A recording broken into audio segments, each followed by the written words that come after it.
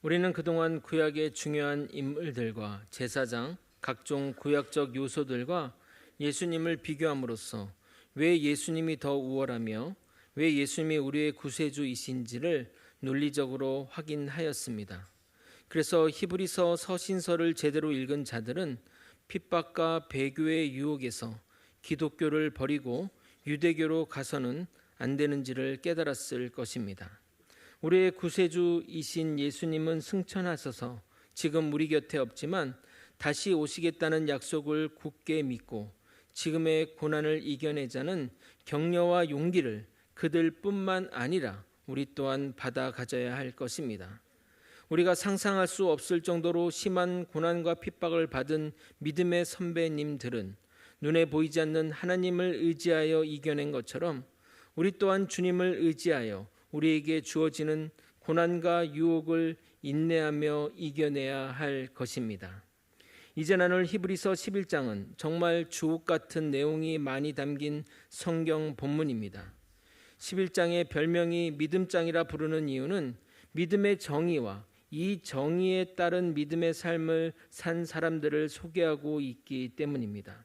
아마도 이 성경 구절로 많은 설교를 들으셨을 것이고 그것이 무엇을 의미하는지 대략적으로 아실 것입니다. 그러나 의외로 잘못 이해하는 부분이 있어서 그 부분을 깊게 다루도록 하겠습니다. 조금 어려운 내용이 있지만 여러분들이 잘 이해하실 줄 믿습니다. 먼저 오늘은 11장의 개론이자 히브리서가 말하는 믿음에 대한 정의와 왜 히브리서 저자가 믿음을 이야기하면서 하나님의 창조를 가장 먼저 언급하는지를 살펴보도록 하겠습니다. 믿음의 선진들처럼 인내하는 믿음으로 주님의 약속을 받아가지는 저와 여러분이 되시길 예수 그리스도 이름으로 소망합니다. 우리에게 믿음이 무엇이냐고 물어보면 열의 여덟은 믿음은 바라는 것들의 실상이요 보이지 않는 것들의 증거라 말할 정도로 히브리서 11장 1절은 믿음의 정의의 대명사가 되었습니다. 그럼 이것이 믿음을 설명하는 유일한 정의일까요? 결론부터 말씀드리면 히브리서가 말하는 믿음은 앞으로 저자가 논술해갈 믿음의 사람들의 삶을 설명하는 정의일 뿐입니다. 즉 히브리서가 말하는 믿음의 정의는 여러 가지 정의 가운데 하나라는 것입니다. 만약 저에게 믿음이 무엇이냐고 물어본다면 공식적으로는 예수는 그리스도시요 살아계신 하나님의 아들이심을 믿는 것이 믿음이라고 말할 것이고, 사적으로는 나의 삶에 하나님의 계획이 있음을 믿는 것이 믿음이라고 말할 것입니다. 이처럼 믿음의 정의는 다양합니다. 그러나 히브리서가 말하는 믿음은 인내하는 믿음이고 그 관점에서 믿음의 선진들의 믿음을 조명한 것입니다. 이 믿음의 정의를 정확하게 이해하려면 히브리서 저자가 10장 36절부터 39절에 언급한 믿음의 조건을 이해해야 합니다. 그 구절을 여러분에게 읽어드리도록 하겠습니다. 히브리서 10장 36절부터 39절입니다. 너에게 인내가 필요함은 너희가 하나님의 뜻을 행한 후에 약속하신 것을 받기 위함이라. 잠시 잠깐 오면 오실 이가 오시리니 지체하지 아니하시리라. 나의 의인은 믿음으로 말미암아 살리라. 또한 뒤로 물러가면 내 마음이 그를 기뻐하지 아니하리라 하셨느니라. 우리는 뒤로 물러가 멸망할 자가 아니요 오직 영혼을 구원함에 이르는 믿음을 가진 자니라. 하나님은 우리에게 약속하셨습니다. 첫 번째는 주님이 다시 오실 것이란 약속과 두 번째, 그때 우리를 구원하여 천국으로 인도할 것이라는 약속입니다. 이 약속을 믿고 지금 주어지는 고난과 핍박을 인내하며 이겨내는 것이 믿음이라는 것입니다. 그러므로 히브리서 11장 1절도 이 전제 하에서 이해해야 합니다. 히브리서가 말하는 믿음의 정의를 살펴보기 전에 정의하는 단어의 의미를 먼저 살펴보도록 하겠습니다. 히브리서 11장 1절을 여러분이 한번 읽어보겠습니다. 함께 읽겠습니다. 시작.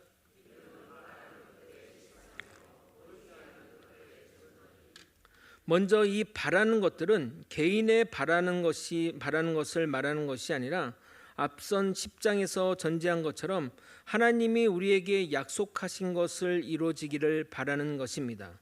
즉 재림과 구원의 약속입니다. 그런데 믿음이 바라는 것들의 실상이라고 말합니다. 이 실상은 여러 가지 의미를 내포하고 있습니다. 실상으로 번역된 히포스타시스는 토대, 기초, 본질, 실체, 확신, 보증 등의 의미가 있으며 학자들은 이 의미를 가지고 다양하게 해석하였는데 여러분에게 그것들을 소개해 드리도록 하겠습니다. 첫 번째, 확신으로 보는 견해입니다. 이 견해를 따르면 믿음은 소망하는 것들을 마음으로 완전히 확신한다는 의미입니다. 이것 또한 믿음의 정의라 할 수 있습니다. 두 번째, 보증으로 보는 견해입니다. 이 의미를 따라 해석하면 믿음은 바라는 것들의 보증서이다. 또는 믿음은 우리가 바라는 하늘의 것들을 우리의 것으로 확실하게 보증해 주는 것이다 라고 해석할 수 있습니다.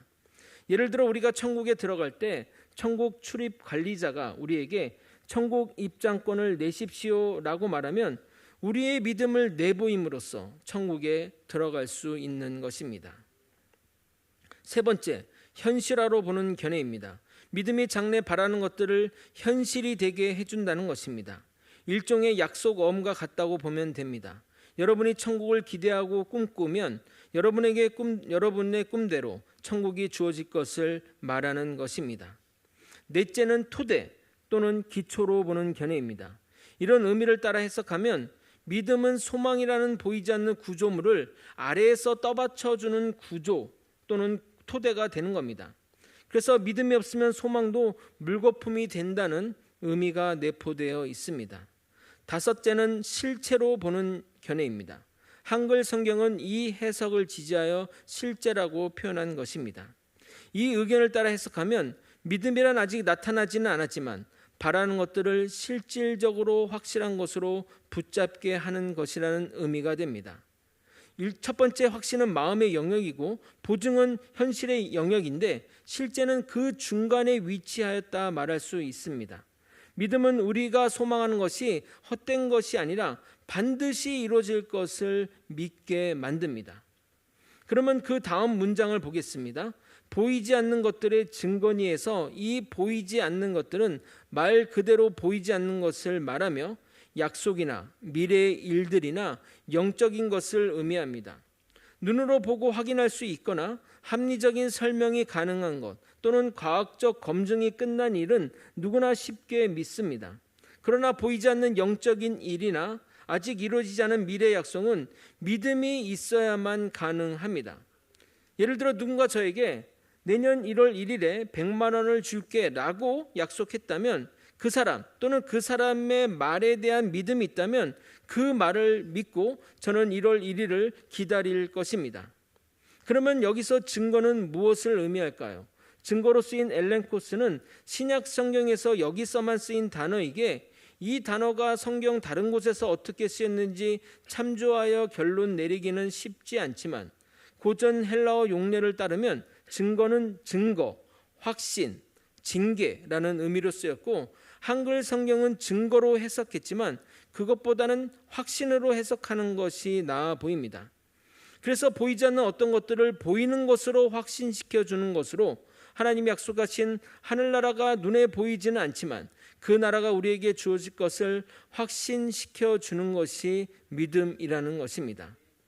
아마 이런 설명을 들어도 아직 무슨 말인지 모르실 것인데 지금까지의 내용을 더욱 쉽게 한번 설명해 보겠습니다.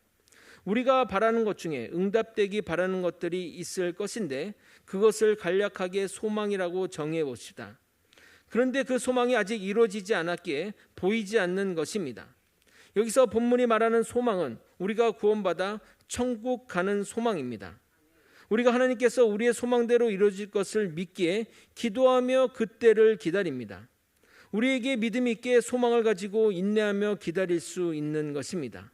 반면 죽어도 아무 일이 없다고 생각한다면 그 기도하지 않을 것이고 당연히 믿음도 소망도 없을 것이기에 기다리지도 않을 것입니다. 그런데 우리의 믿음대로 소망을 이루어주시는 분은 천지를 말씀으로 지으신 하나님이십니다. 하나님은 우리의 기도를 응답하시는 분입니다. 그러기에 우리의 믿음은 허상이 아니라 실체가 있는 믿음이라는 겁니다. 하나님에 의해 약속된 소망이 눈에 보이진 않지만 그것이 실현될 것에 대한 강한 확신을 가질 때 성도는 믿음이 있다고 말할 수 있습니다.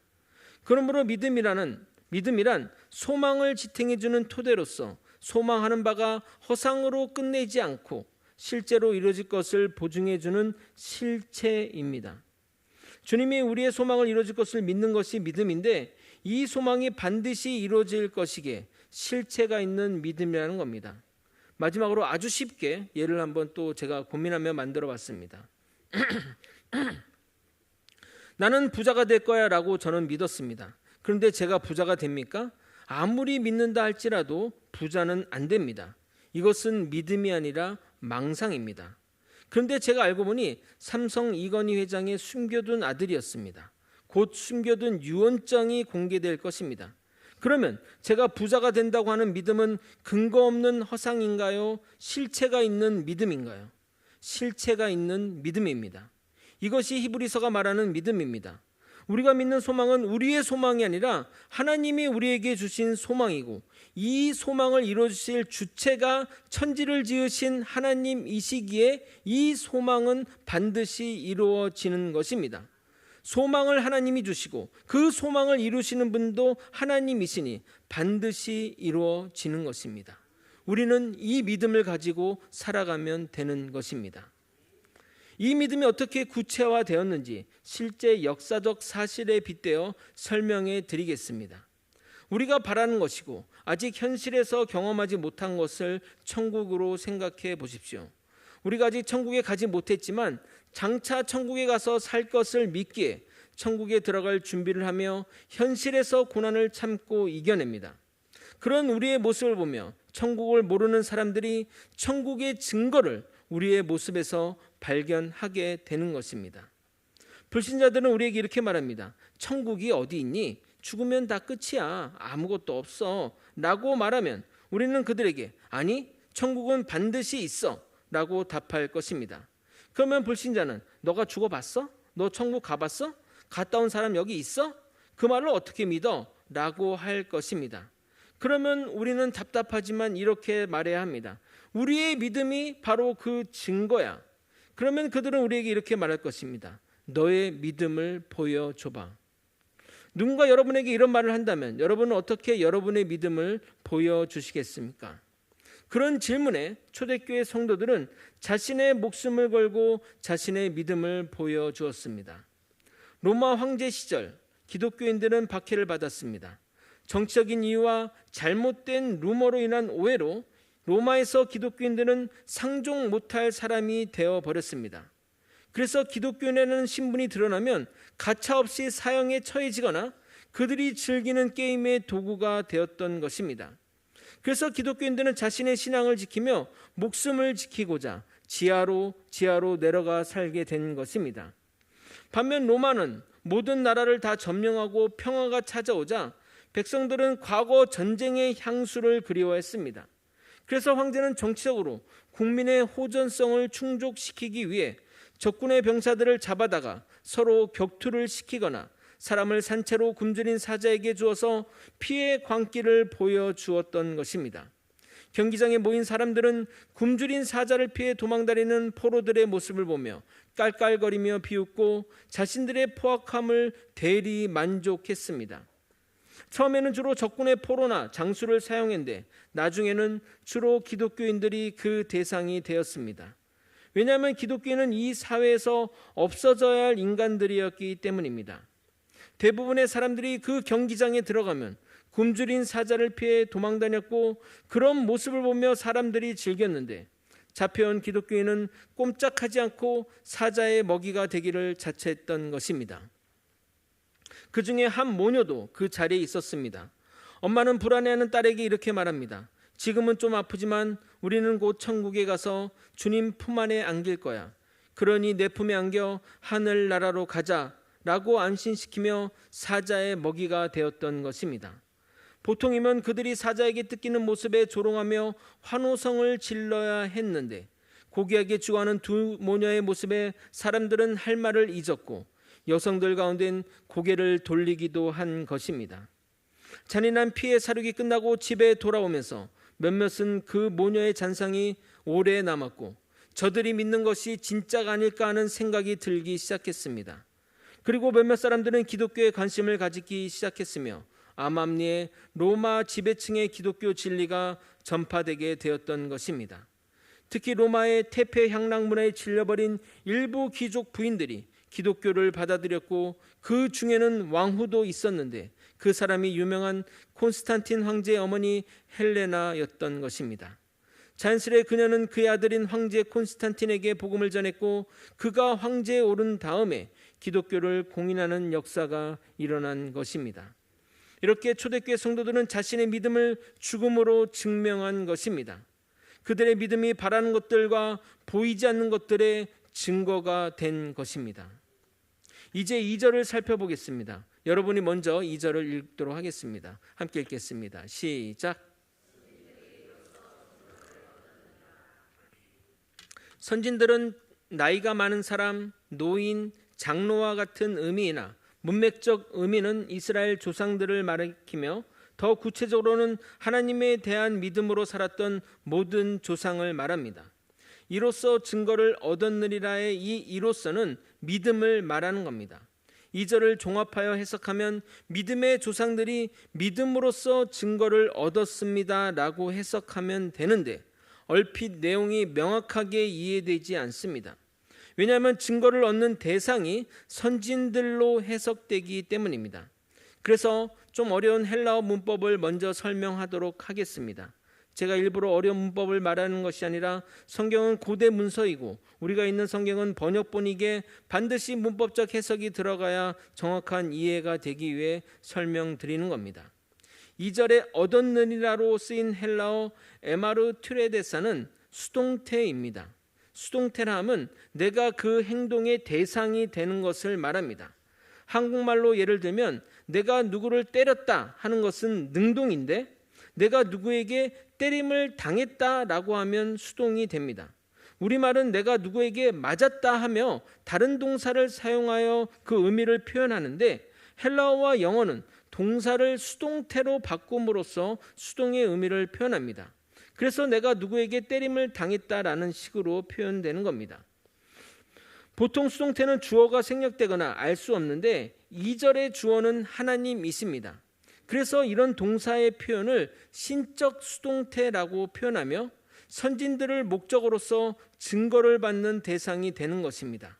그래서 이 문장을 헬라어 문법에 맞게 해석하면 믿음의 조상들은 이 믿음으로 하나님께 인정을 받았다라고 해석해야 합니다.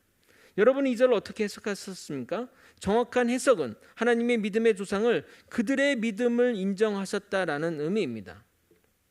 그래서 1절과 2절을 공동 번역본으로 읽어드리도록 하겠습니다. 이 번역이 헬라어 문법을 가장 잘 번역한 해석이라 하겠습니다. 1절, 2절 읽겠습니다. 믿음은 우리가 바라는 것들을 보증해주고 볼 수 없는 것을 확증해 줍니다. 옛사람들도 이 믿음으로 하나님의 인정을 받았던 것입니다.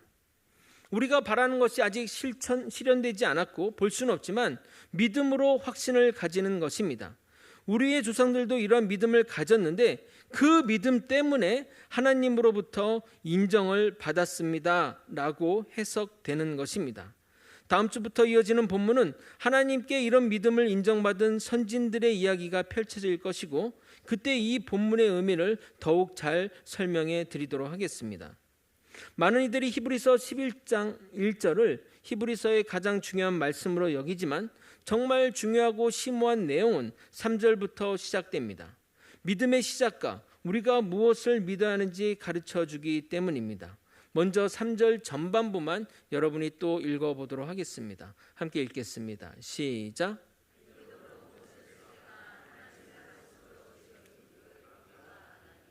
거제 소망교회 성도 여러분, 우리는 하나님이 천지 만물을 말씀으로 만드신 것을 믿습니다. 우리는 하나님의 천지 창조를 눈으로 보지도 못했고 그 시대에 살지도 않았기에 결코 알 수 없지만 믿음으로 하나님의 말씀으로 세상이 창조된 것을 믿습니다. 우리의 믿는 근거가 무엇인가요? 성경 말씀입니다.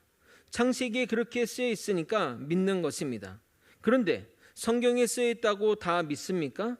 불신자들은 성경 구절을 못 읽어서 못 믿습니까?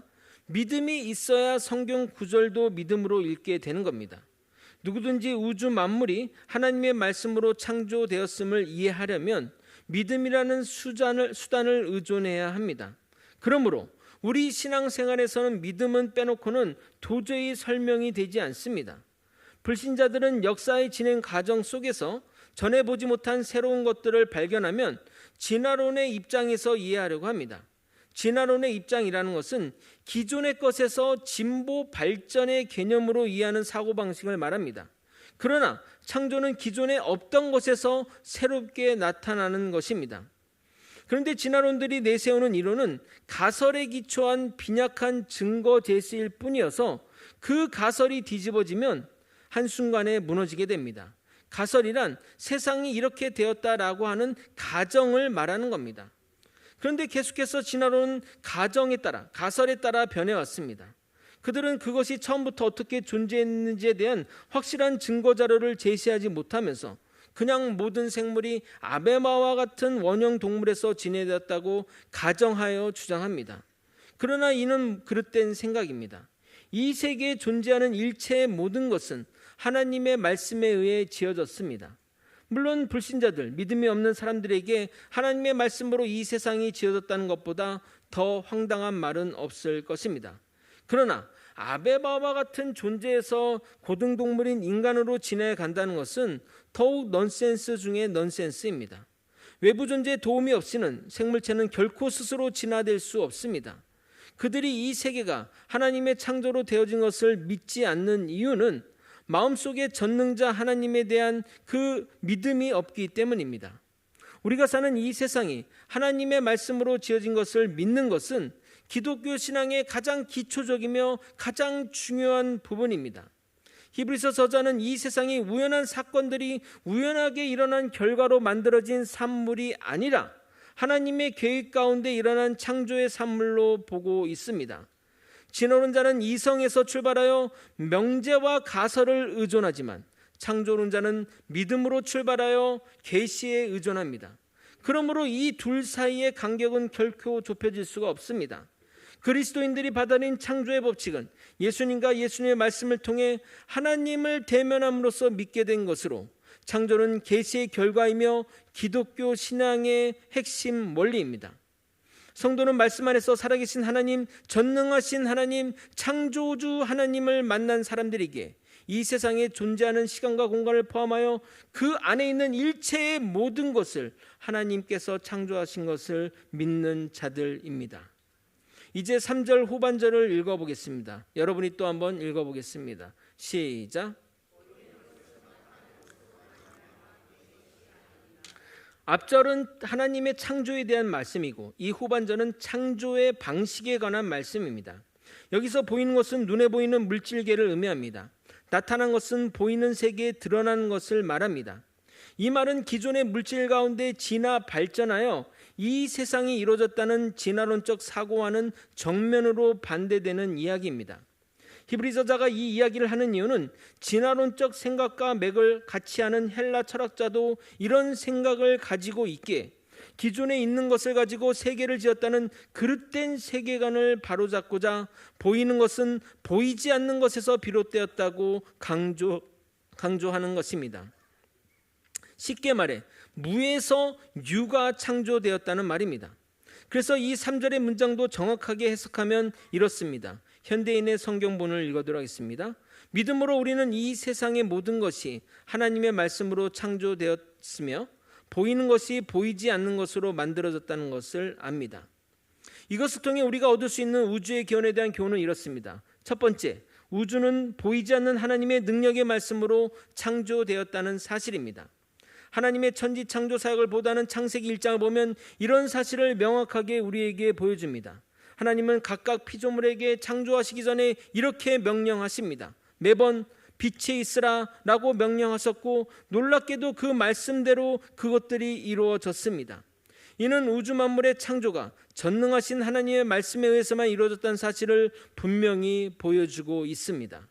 시편 기자는 하나님의 능력의 말씀으로 천지 창조가 이루어졌음을 이렇게 강조합니다. 시편 33편 6절입니다.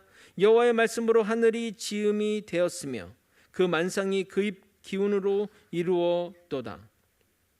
하나님의 창조에 대한 진리 두 번째는 하나님의 천지 창조는 무에서 유로의 창조입니다.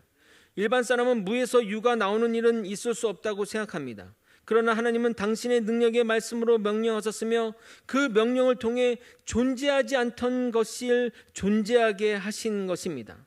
이에 시편 기자는 이렇게 고백합니다. 시편 33편 9절, 저가 말씀하심에 이루었으며 명하심에 경고히 섰도다. 그러므로 태초에 세상이 창조될 만한 다른 어떤 존재나 원인이 있었던 것이 아니며 하나님이 이미 존재했던 어떤 물질로부터 창조하신 것은 더더욱 아닙니다. 오직 하나님께서는 무에서 모든 만물을 말씀으로 창조하신 것입니다. 그럼 여기서 중요한 내용을 말씀드리겠습니다. 왜 저자는 믿음을 이야기하며 하나님의 창조를 가장 먼저 언급하는 것일까요? 하나님이 이 세상을 창조하셨다면 이 세상의 마지막, 즉 종말도 하나님이 이끌어 가실 것을 말하기 위해서입니다. 우리를 창조하신 하나님은 우리의 마지막도 계획이 있으시고 하나님의 계획 안에 우리가 포함되어 있음을 믿어야 하는 것입니다. 시작이 어떻게 되었는지 모르는데 마지막을 하나님의 약속대로 해줄 것을 어떻게 믿을 수 있겠습니까? 그래서 히브리서는 믿음을 이야기하며 하나님의 창조를 믿으라고, 그분이 우리를 마지막 때의 계획대로 이끌어 가실 것을 이야기하는 것입니다. 우리는 하나님의 피조물입니다. 말씀을 정리하겠습니다. 하나님이 인정한 믿음의 선배들은 하나님이 이 세상을 말씀으로 창조하셨다는 것을 믿었습니다. 성경이 창세기부터 태초에 하나님이 천지를 창조하신 것에서 출발하는 것과 믿음의 선진들이 창조를 믿는 것에서 시작하는 것은 의미가 있습니다. 우리 또한 우리의 믿음의 시작을 창조에서 시작되어야 합니다. 창조를 의심하면 모든 것이 무너지기 시작합니다. 그러므로 우리는 믿음의 시작을 하나님이 천지를 창조하신 것에서 시작해야 합니다.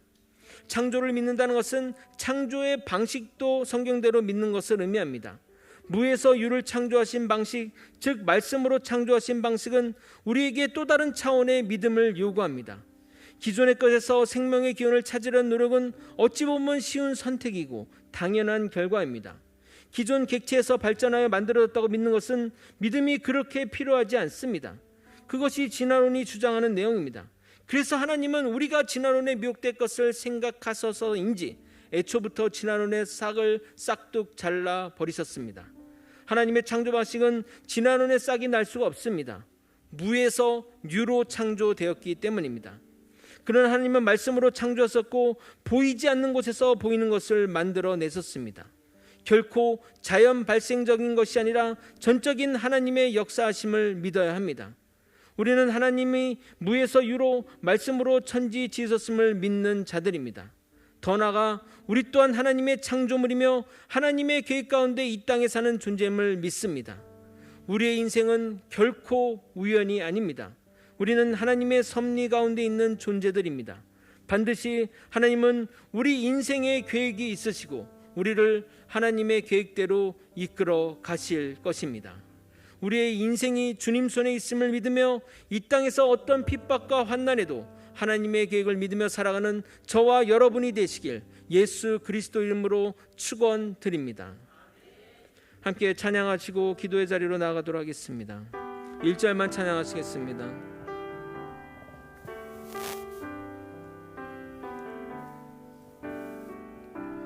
창조의 아버지 그 섭리 보이사 택하신 세대 일으키어 이 땅을 고치소서. 주의 크신 능력 만물이 사모하니 성령의 기름을 부어주사 이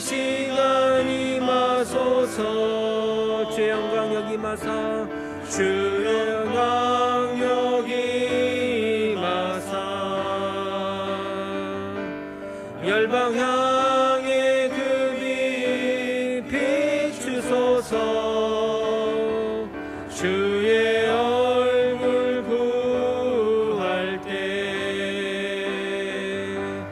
주의 향기 주 영광 여기 임하사 주 영광 여기 임하사 열방 향해 그 빛 비추소서 주의 얼굴 구할 때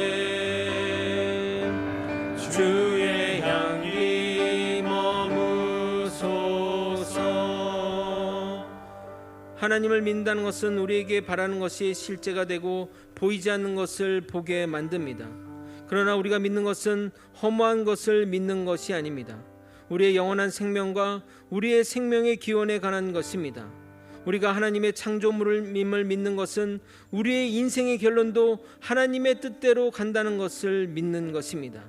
우리는 하나님의 계획 가운데 창조된 자들입니다. 우리의 존재는 결코 우연이 아닙니다. 하나님의 섭리 가운데 있는 존재들입니다. 이 사실을 믿고 살아갈 때 우리에게 어떤 핍박과 환난이 와도 이겨낼 힘이 되는 것입니다. 다 함께 다시 오실 주님을 생각하며 어떤 고난과 핍박에도 인내하는 믿음으로 이겨내는 우리 모두가 되길 주님의 이름 부르짖고 통성으로 기도하시겠습니다. 주여! 하나님 아버지, 우리는 결코 우연한 존재가 아닙니다. 하나님의 계획 가운데 창조되었고 하나님의 우리의 인생도 하나님이 붙들어 가실 것이며 마지막 종말의 때도 하나님의 천국으로 우리를 인도해 가실 줄 믿습니다. 아버지, 우리는 우연한 산물이 아닌 하나님의 말씀으로 창조된 자들이고 하나님의 뜻 가운데 만들어진 존재임을 깨닫게 하여 주시옵소서. 하나님의 그 능력의 말씀으로 우리를 붙드시니 아버지, 우리가 결코 흔들리지 않겠습니다. 결코 미혹되지 않겠습니다. 결코 변질되지 않겠습니다. 하나님이 내 인생을 이끌어 가신 것을 끝까지 붙들며 살아가는 믿음의 백성 되게 도와주시고 하나님의 그 진리와 하나님의 창조의 말씀을 우리의 생명의 말씀으로 받아가지며 살아가는 아버지, 우리 모두가 되게 도와주옵소서. 내가 과거에 어떤 삶을 살았든 과거에 내가 어떤 일들을 했든 그것은 결코 중요하지 않습니다. 우리는 하나님의 창조의 피로물로써 아버지 새롭게 거듭난 창조물이며 아버지 나의 종말의 때도 하나님이 반드시 하나님의 은혜로 이끌어갈 줄을 믿는 존재입니다. 이 믿음 끝까지 지키게 도와주옵소서. 이 믿음으로 끝까지 살아가게 도와주옵소서. 이 믿음 붙들고 살아가는 아버지 믿음의 백성 되게 도와주옵소서. 주님만 의지합니다. 주님만 따르겠습니다. 하나님만 바라보며 아버지 보이지 않는 시대에 보는 것 우리는 보게 하시고 아버지 보이지 않는 이 세계를 하나님의 능력으로 깨닫게 하는 아버지 우리가 되게 도와주시옵소서. 우리는 보기 원합니다. 믿음으로 보기 원합니다. 우리의 계획들 하나님의 계획을 보기 원하니 주님 보여주시옵소서. 종말의 때가 다가올수록 우리를 미혹하는 세력들과 우리를 유혹하는 이들이 넘쳐납니다. 그러나 우리는 믿음으로 보이지 않는 것을 보며 주님의 놀라우신 우리를 향한 계획을 보며 나아가는 자가 되게 도와주시옵소서. 아버지, 우리는 하나님의 창조를 믿으며 하나님이 나에 대한 계획을 믿으며 하나님 우리의 종말까지도 주님이 붙들어 가실 줄 믿습니다. 결코 의심하지 않으며 믿으며 우리의 그 끝까지의 삶들을 주님께 맡기며 나아가는 우리 모두가 되게 하여 주시옵소서.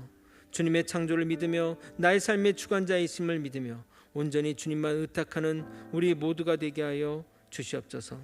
이 모든 말씀 우리 주 되신 예수 그리스도 이름으로 기도드리옵나이다. 아멘.